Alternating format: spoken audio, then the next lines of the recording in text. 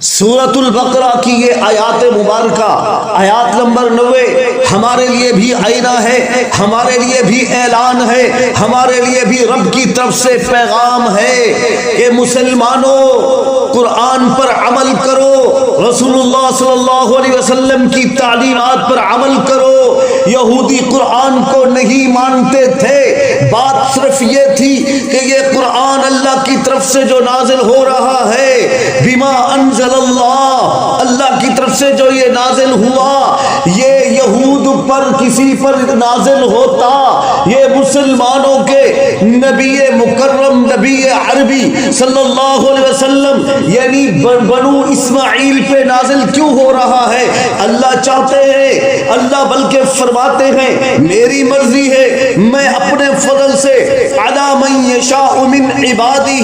اپنے بندوں پر جس پر بھی چاہوں، جس پر بھی چاہوں میں اپنے فضل سے یہ قرآن نازل کر سکتا ہوں۔ فباءوا بغضب علی غضب، اللہ فرماتے ہیں یہ غضب پر غضب ہے یہودیوں کا۔ ایک غضب تو یہ ہوا ان کو سزا ملے گی ان کے کفر کی وجہ سے، دوسرا غضب یہ ہوا ان کو سزا ملے گی ان کی ضد کی وجہ سے۔ یہ رسول اللہ صلی اللہ علیہ وسلم سے ضد بھی کرتے ہیں، یہ کافر بھی ہیں، کافر ہونا بھی گناہ ہے، ضد کرنا بھی گناہ ہے۔ میرے دوستو سنو،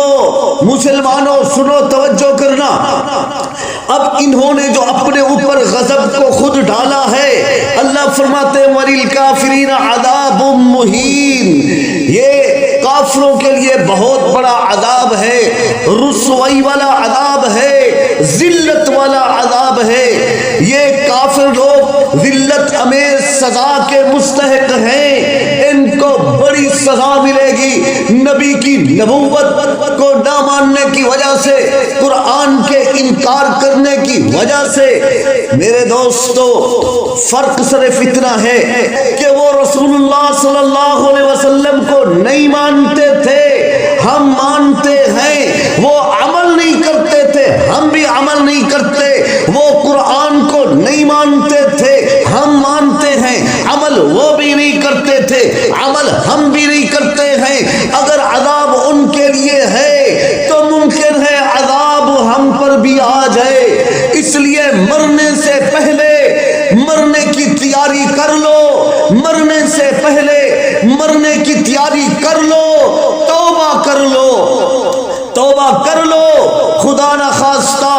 وقت آ جائے، وقت بتا کر نہیں آئے گا، موت بتا کر نہیں آتی، اچانک آتی ہے، موت بتا کر نہیں آتی، موت اچانک